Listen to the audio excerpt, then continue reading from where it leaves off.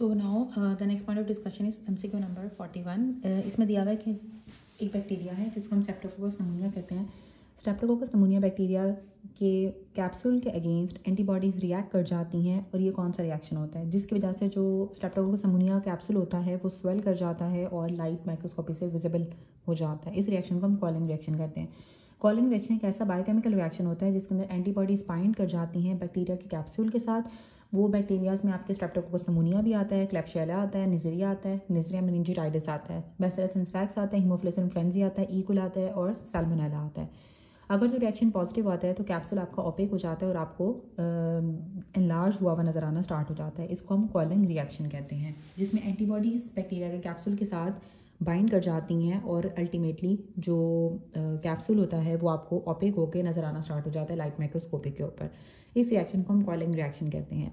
अब एक पेशेंट है, उसको एक्लीश टेनिन के ज़ेंथोमास हैं, जो हमने पहले भी पढ़े थे कि जो एक्लीश टेनिन के ज़ेंथोमास होते हैं वो टाइप 2 हाइपरकोलेस्ट्रीमिया के अंदर होते हैं। टाइप 2 हाइपरकोलेस्ट्रीमिया के अंदर आपको एक्लीश टेनिन के ज़ेंथोमास डेवलप हो जाते हैं। अब क्वेश्चन भी यही था कि एक पेशेंट है, उसका एक्लीश टेनिन के ज़ेंथोमास हैं, उसको डायग्नोज हुआ है फैमिलियल हाइपरकोलेस्ट्रीमिया के साथ। डिफेक्ट है उसके LDL रिसेप्टर्स के अंदर। हमने पहले भी पढ़ा था कि जो टाइप 2 हाइपरकोलेस्ट्रीमिया होता है उसके अंदर LDL रिसेप्टर का डिफेक्ट होता है और वो स्टैटिन ने उसके LDL को ज़्यादा कर दी। जो स्टैटिन्स थी उसकी वजह से उसके LDL रिसेप्टर की जो सिग्नलिंग थी वो बढ़ गई थी। तो कौन से टाइप का हाइपरकोलेस्ट्रीमिया होता है जिसमें आपके LDL रिसेप्टर डिफेक्टिव होते हैं?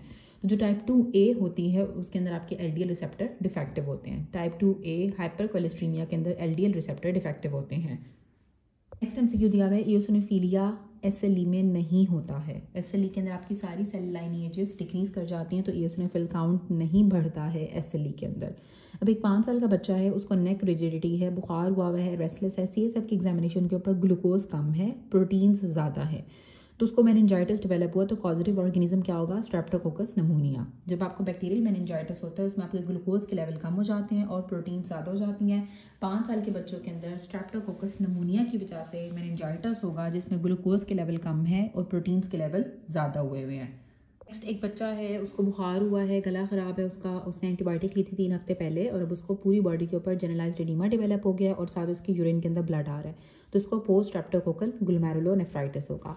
हमने पढ़ा था कि बच्चों के अंदर जो मोस्ट कॉमन कॉज होती है नेफ्राइटिक सिंड्रोम की वो पोस्ट स्ट्रेप्टोकोकल ग्लोमेरुलोनेफ्राइटिस होता है और नेफ्रोटिक सिंड्रोम की मोस्ट कॉमन कॉज बच्चों के अंदर मिनिमल चेंज डिजीज़ होती है। MCQ number 46, multiple washing techniques use की जाती हैं एलाइजा के अंदर। एलाइजा के अंदर मल्टीपल वॉशिंग टेक्निक्स को यूज़ किया जाता है। एलाइजा में मल्टीपल वॉशिंग टेक्निक्स को यूज़ किया जाता है।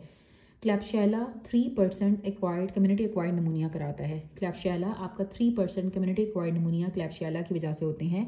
रिमेंबर जो क्लैप्शियला नमूने हैं वो एक gram negative lactose fermenting non motile और एराबिक रॉड शेप बैक्टीरियम है। क्लैप्शियला नमूनिया एक ग्राम नेगेटिव है, लैक्टोज को फर्मेंट करता है, मोटाइल नहीं होता है, एरोबिक होता है, ऑक्सीजन की इसको ज़रूरत होती है और रॉड शेप बैक्टीरियम होता है। जो श्वार्ट्ज़मैन रिएक्शन होता है वो एंडोटॉक्सिन्स की वजह से होता है। श्वार्ट्ज़मैन रिएक्शन एंडोटॉक्सिन की वजह से होता है। श्वार्ट्ज़मैन रिएक्शन आपका एंडोटॉक्सिन मीडिएटेड होता है। मेट हीमोग्लोबिनीमिया के अंदर आपकी फेरी प्रोटोपोरफायरेंस होते हैं। मेट हीमोग्लोबिन के अंदर फेरी प्रोटोपोरफायरेंस होते हैं, ठीक है। फेरी प्रोटोपोरफायरेंस मेट हीमोग्लोबिन के अंदर होते हैं। एरिथ्रोपोइटिन जैक स्टैट पाथवे के थ्रू काम करता है।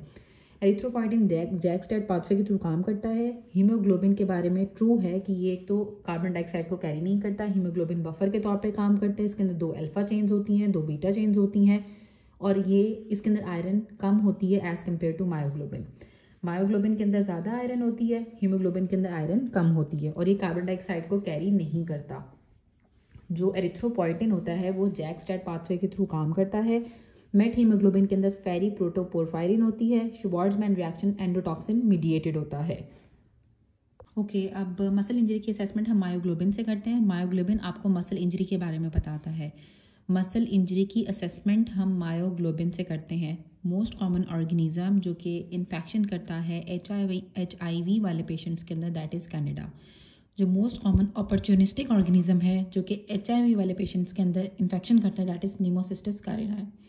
अगर तो अपॉर्चुनिस्टिक इन्फेक्शंस की बात होगी तो उसमें आपका निमोसिस्टिस कैरिनाई आएगा और वैसे जो ऑर्गेनिज्म HIV वाले पेशेंट्स के अंदर इन्फेक्शन कराता है दैट इज़ कैनेडा। HIV वाले पेशेंट्स के अंदर TB कॉमन होती है और एड्स वाले पेशेंट्स के अंदर निमोसिस्टिस जेरोविकाई। उसके बाद जो most common hospital acquired UTI होते हैं वो प्रोटियस की वजह से होते हैं। हॉस्पिटल एक्वायर्ड यूटीआई सबसे ज़्यादा इकोलाई कराता है, इकोलाई के बाद प्रोटियस कराता है और फिर क्लैब्सियला। सबसे ज़्यादा जो है इकोलाई ही कराता है। अगर इकोलाई का ऑप्शन नहीं दिया हुआ then proteus and then klebsiella. ECG आपने एक पेशेंट की रही, आपको पीआर जो इंटरवल है वो प्रोग्रेसिवली प्रोलॉन्ग किया जा रहा है और सक्सेसिव बीट्स के अंदर साथ आपको ड्रॉप बीट भी मिल रही है, तो उसको मोबिट्स टाइप 1 एवी ब्लॉक होगा।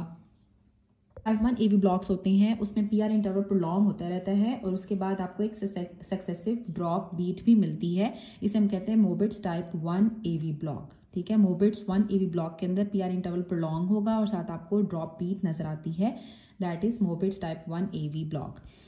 कौन सा अमाइनो एसिड है जो कि बॉडी से प्रोड्यूस नहीं होता है और आपको डाइट के थ्रू लेना होता है, दैट इज फिनाइल एलानिन। अब जो एसेंशियल अमाइनो एसिड्स ऐसे अमाइनो एसिड्स होते हैं जो कि बॉडी से नहीं बनते हैं और आपको डाइटरी इंटेक के थ्रू लेने होते हैं, इसका निमोनिक दिया हुआ है पीवीटी टिम हॉल। पी से आ जाएगा phenyl alanine, valine, tryptophan, threonine, isoleucine, methionine, histidine, arginine, lysine and leucine. तो जो फिनाइल एलानिन होता है ये आपका एसेंशियल अमाइनो एसिड है, इसको आपने डाइट से लेना होता है। वैसे तो आपका ट्रिप्टोफैन भी आपका एसेंशियल अमाइनो एसिड है, लेकिन मेन आपने फिनाइल एलानिन ऐसा एसेंशियल अमाइनो एसिड है जो कि आप डाइट से लेते हो। डेड स्पेस ट्रेकियोस्टमी के अंदर डिक्रीज कर जाती है। जब आप ट्रेकियोस्टमी कराते हो तो आपकी डेड स्पेस डिक्रीज कर जाती है। डेड स्पेस कब कब बढ़ जाएगी? अगर आपको कोई डिजीज़ होगी, जैसे कि अगर एम्फिसीमा है, नमूनिया है, एक्यूट रिस्पायरेटरी डिस्ट्रेस सिंड्रोम है, स्मोकिंग की वजह से, ईटीटी की इंट्यूबेशन के अंदर, ब्रोंकाइटिस में, एस्मा में, कार्डिक फेलर के अंदर, पल्मोनरी एम्बोलिज्म के अंदर, नेक की एक्सटेंशन पे आपकी डेड स्पेस बढ़ जाती है, खड़े होने पे डेड स्पेस बढ़ जाती है, हाइपोटेंशन में डेड स्पेस बढ़ जाती है और ब्रोंको डायलेशन में भी डेड स्पेस बढ़ जाती है। एटीलैक्टेसिस में, ट्रेकियोस्टमी में, सोते हुए, मैक्सिलेक्टमी जब आपकी होती है, नेक जब आप फ्लेक्स करते हो स्यूपाइन पोजीशन के अंदर, और ब्रोंको कंस्ट्रिक्शन में नेक डेड स्पेस डिक्रीज कर जाती है। डेड स्पेस ट्रेकियोस्टमी में डिक्रीज कर जाती है, एटीलैक्टेसिस में डिक्रीज कर जाती है, नेक फ्लेक्शन पे डिक्रीज कर जाती है, मैक्सिलेक्टमी के अंदर डिक्रीज कर जाती है, स्लीप में डिक्रीज कर जाती है, स्यूपाइन पोजीशन में डिक्रीज कर जाती है, ब्रोंको कंस्ट्रिक्शन पे डिक्रीज कर जाती है और हाइपर वेंटिलेशन करते हुए भी डेड स्पेस डिक्रीज कर जाती है। अब एक ओल्ड मैन है, प्रेजेंट किया है मलेज के साथ पिछले 1 साल से, उसको मलेज रह रहा है, हीमोग्लोबिन उसका 10 है, टीएलसी काउंट उसका नॉर्मल है 6800 है, प्लेटलेट काउंट उसका 2,11,000 है, एमसीवी 85 है, सीरम फेरेटिन नॉर्मल है, सीरम आयरन उसका 30 है, टोटल आयरन बाइंडिंग कैपेसिटी उसकी 320 है। जब आपने मॉर्फोलॉजी कराई तो सारे के सारे सेल्स आपको नॉर्मल नजर आ रहे हैं बोन मैरो के ऊपर, बट सुटेबल आयरन डिपॉजिट्स हमें नजर आ रहे हैं। ठीक है, क्या सारे सेल्स हैं तो नॉर्मल, लेकिन साथ आपको आयरन के डिपॉजिट्स नजर आ रहे हैं, तो लाइकली कॉज क्या होगी? Hepatitis C. जो रेड ब्लड सेल्स होते हैं इनका जो एमसीवी होता है वो मीन एमसीवी आपका 85 फेम्टोलीटर होता है। आरबीसीज का जो मीन एमसीवी है वो 85 फेम्टोलीटर होता है। कौन सी चीज़ स्ट्रेस में इंक्रीज नहीं होती है? इंसुलिन ड्यूरिंग स्ट्रेस इंक्रीज नहीं होता है। ठीक है, इंसुलिन ड्यूरिंग स्ट्रेस इंक्रीज नहीं होती है। CLL का जो अदर नेम हो जाएगा वो आपका SLL भी होता है, क्योंकि CLL को क्रॉनिक लिम्फोब्लास्टिक लिम्फोसिटिक ल्यूकीमिया को हम स्मॉल लिम्फोसिटिक लिम्फोमा भी कहते हैं, जो कि नॉन हॉजकिन लिम्फोमा की टाइप है।